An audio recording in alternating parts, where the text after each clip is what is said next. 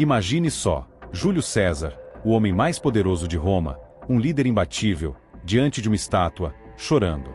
Isso mesmo, o grande César, conhecido por sua força, por conquistar terras e derrotar inimigos, derramando lágrimas. Mas por que ele fez isso? A cena parece até inacreditável, não é? Aconteceu quando César estava caminhando por uma cidade distante, e de repente ele se deparou com a imagem de outro grande líder, Alexandre, o Grande. Nesse momento, algo despertou dentro dele. Ele olhou para aquela estátua e pensou: Alexandre conquistou o mundo inteiro com a minha idade, e eu, o que eu fiz? Essa dúvida esmagadora cresceu em sua mente, e foi aí que ele começou a temer não alcançar a glória que tanto buscava. Será que César seria apenas mais um nome esquecido na história? E se ele nunca conseguisse ser tão grande quanto Alexandre? Essa é a história de como um dos homens mais poderosos de todos os tempos, diante da lembrança de um outro conquistador, foi dominado pelo medo de falhar. Quer saber mais? Continue com a gente e descubra por que o encontro de César com Alexandre, mesmo sendo só uma estátua, mexeu tanto com ele. Imagine a cena. Um jovem Júlio César, aos 31 anos, caminhando pelas antigas ruas de Gades, na Espanha, em meio a uma atmosfera repleta de história e glória.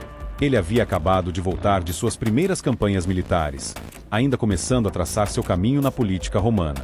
César, em seu cargo de questor, já tinha um vislumbre do que desejava para si: grandeza. No entanto, até aquele momento, sua trajetória era pequena, seus feitos quase insignificantes para os padrões que ele almejava. O destino, no entanto, lhe reservava um momento singular, um daqueles que mudam o curso da vida de um homem. Ao visitar um templo dedicado a Hércules, uma divindade reverenciada tanto por gregos quanto por romanos, César se depara com uma imagem que faria refletir profundamente: uma estátua de Alexandre, o Grande. Alexandre não era apenas mais um governante. Ele era o rei dos reis, o homem que aos 32 anos havia conquistado o mundo conhecido, dominando desde a Macedônia até a Pérsia, o Egito e chegando às margens da Índia. Para qualquer outro, aquela estátua poderia ser apenas uma obra de arte, mas para César, foi muito mais. Plutarco, o famoso historiador, conta que ao ver a estátua, César suspirou profundamente. Tomado por um sentimento de profunda melancolia, começou a chorar. Suas lágrimas não eram de tristeza comum, mas de algo mais profundo, uma sensação de fracasso. Ali, diante daquela estátua, César disse algo que seus amigos nunca esqueceriam: eu tenho a mesma idade que Alexandre tinha quando conquistou o mundo, e ainda não fiz nada digno de menção. A comparação era brutal. Alexandre, aos 20 anos, já havia se tornado rei da Macedônia, e em pouco mais de uma década, seu nome se tornará uma lenda imortal. César, por outro lado, sentia-se pequeno diante do gigante macedônio. Suas campanhas ainda não tinham a mesma magnitude, seus feitos ainda não ecoavam pelos cantos de Roma como ele sonhava. Esse encontro, em Gades, marcou um momento crucial em sua vida. Foi o ponto de inflexão em que ele decidiu que sua trajetória teria que mudar. César precisava de mais, ele desejava mais. E, sobretudo, sentia-se destinado a algo grandioso. Essa admiração por Alexandre não era a única de César.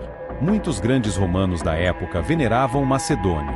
Pompeu, por exemplo, seu antigo aliado, futuro rival, assumiu o título de Magnus, o Grande, em uma tentativa clara de associar seu nome ao legado de Alexandre.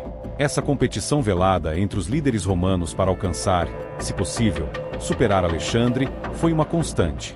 Tanto Pompeu quanto César viam nele um ideal inatingível, um parâmetro de conquista e glória que assombrava suas ambições. Mas a diferença entre César e muitos outros era que ele não se deixava vencer pela frustração. Aquele encontro com a estátua de Alexandre, que o fez chorar, também acendeu uma chama dentro dele. Era como se a estátua sussurrasse um desafio para César: você ainda tem tempo. E foi com essa nova determinação que ele retornou a Roma, onde começou a planejar sua ascensão ao poder. Pouco depois, César formou o primeiro triunvirato, uma aliança com dois dos homens mais poderosos de Roma na época, Pompeu e Crasso. Esse pacto o colocou diretamente no centro das decisões políticas, e mais tarde, o levou a uma série de campanhas militares que o tornariam uma lenda. Suas vitórias na Gália, por exemplo, foram um marco.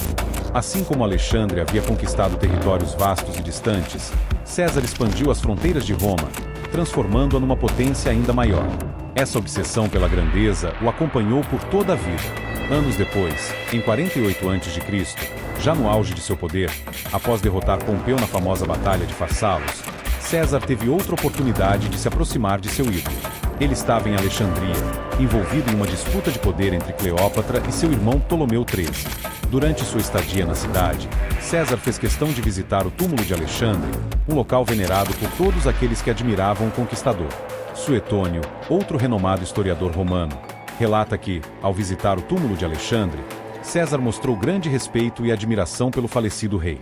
Existe até uma famosa anedota, mencionada por antigos historiadores, na qual César, ao ser convidado para prestar homenagens aos reis ptolomaicos do Egito, recusou, afirmando que havia vindo para ver um rei, não cadáveres. Para César, Alexandre ainda era o único governante digno de reverência, mesmo após sua morte. Esse momento foi simbólico. Quando César visitou o túmulo de Alexandre, ele já não era o jovem cheio de dúvidas e ansiedades. Naquele momento, César já havia consolidado seu poder em Roma, homens mais poderosos do mundo. No entanto, a sombra de Alexandre ainda pairava sobre ele, embora se expandido às fronteiras do império e derrotado seus maiores inimigos. Ele já era, sem dúvida, um dos César tenha vivido mais que Alexandre. Ele nunca se livrou da obsessão de igualar ou superar as conquistas do Macedônio. Há uma grande ironia no destino de ambos.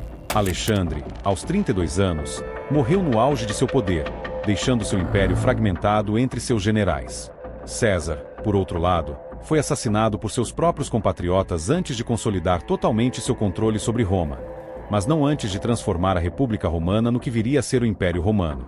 Embora ambos tenham morrido relativamente jovens, o impacto de suas vidas foi tão profundo que suas histórias continuam a ser contadas e recontadas através dos séculos. E então, você já conhecia essa história fascinante sobre o encontro de Júlio César com a estátua de Alexandre, o Grande? Esse momento de reflexão pessoal de César foi crucial para moldar o futuro de Roma e, quem sabe, do mundo como conhecemos hoje. Se gostou dessa história, não se esqueça de deixar seu like, comentar o que achou e se inscrever no canal para mais histórias incríveis sobre o Império Romano. Nos vemos no próximo vídeo. E aí, agora você já sabe exatamente por que Júlio César chorou ao ver a estátua de Alexandre, o Grande. Foi um momento muito especial, onde ele percebeu que, mesmo sendo poderoso, ainda tinha muito a conquistar. Ele olhou para Alexandre e se perguntou se seria capaz de deixar um legado tão grandioso. Esse encontro despertou nele o medo de ser esquecido, de não alcançar a glória que ele tanto sonhava. Mas, ao invés de se deixar abater, ele usou esse medo como combustível para se tornar o grande líder que conhecemos hoje. E é por isso que você precisa ficar de olho, porque essa história nos ensina que até os gigantes têm seus momentos de dúvida. Mas, no final, o que importa é como a gente reage. E, no caso de César, ele decidiu transformar aquela emoção em força para conquistar ainda mais. Então, não esqueça de curtir esse vídeo, se inscrever no canal e ativar o sininho para não perder nenhuma dessas histórias fascinantes. Tem muita coisa boa vindo por aí. Deixa nos comentários o que você achou dessa história e se já conhecia esse lado de Júlio César. Vamos continuar descobrindo juntos esses mistérios e curiosidades da história. Te vejo no próximo vídeo.